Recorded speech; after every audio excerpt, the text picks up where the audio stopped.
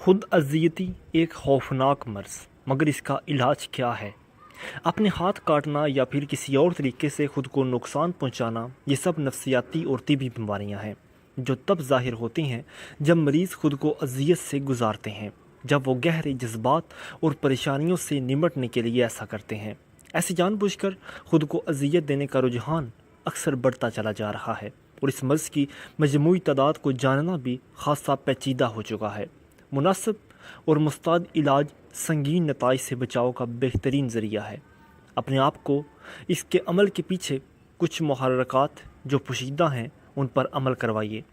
ایسے افراد جو اس قسم کا برتاؤ کرتے ہیں کئی بار ایسا کر کے خود کو بہتر محسوس کرتے ہیں۔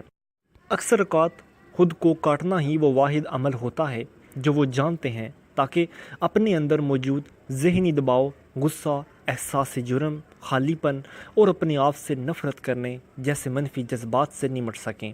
اکثر لوگ جو خود کو زخم لگا کر اذیت دیتے ہیں انہیں اپنے رکے ہوئے جذبات کو کم کرنے میں مدد ملتی ہے، اور اس سے انہیں سکون بھی ملتا ہے۔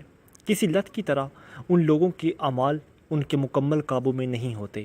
ایسے لوگ کسی شدید قسم کے آرام کی تلاش میں ہوتے ہیں جو کہ انہیں اپنے جسم میں زخم لگانے سے ملتا ہے۔ ایسا کرنے والا سمجھتا ہے کہ یہ عمل مثبت فوائد پہنچائے گا۔ اپنے آپ کو زخم دینے سے یہ اپنی توجہ زندگی کے دیگر مشکل مرحلوں سے ہٹا سکتے ہیں۔ اس سے انہیں ان کے اندر موجود احساس جرم سے نجات حاصل کرنے میں بھی مدد ملتی ہے۔ یہ جاننا ضروری ہے کہ لوگ خود کو زخمی کیوں کرتے ہیں، کیونکہ ایک دفعہ آپ اس بات کی وجہ جان جائیں تو آپ اس کا تدارک کرنے میں مدد فراہم کر سکتے ہیں۔ ایسا کرنے سے مریض اس بات کی طرف مائل ہوتا ہے کہ وہ اپنے آپ کو زخمی کرنا چھوڑ دے اور دوسرے محفوظ طریقوں کا استعمال کرے جس سے وہ اپنے منفی جذبات سے نمٹ سکے۔ خود کو زخمی کرنا یا کاٹنا ایک خطرناک رویہ ہے۔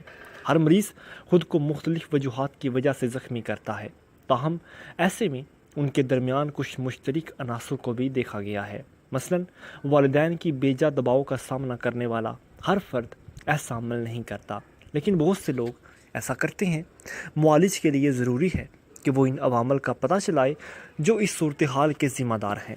ایک بار تشخیص ہو جائے تو معالج یا ماہر کاٹنے کی بیماری کی شدت کو ماپنے میں وہ ایک لڑی میں انٹرویو لیتے ہیں اور گفتگو کرتے چلے جاتے ہیں۔ ان کا مقصد بیماری کی وجہ اور حد تلاش کرنا اور علاج کی نشاندہی کرنا ہوتا ہے۔ یہ گفتگو مریض یا اس سے وابستہ لوگوں سے ہو سکتی ہے۔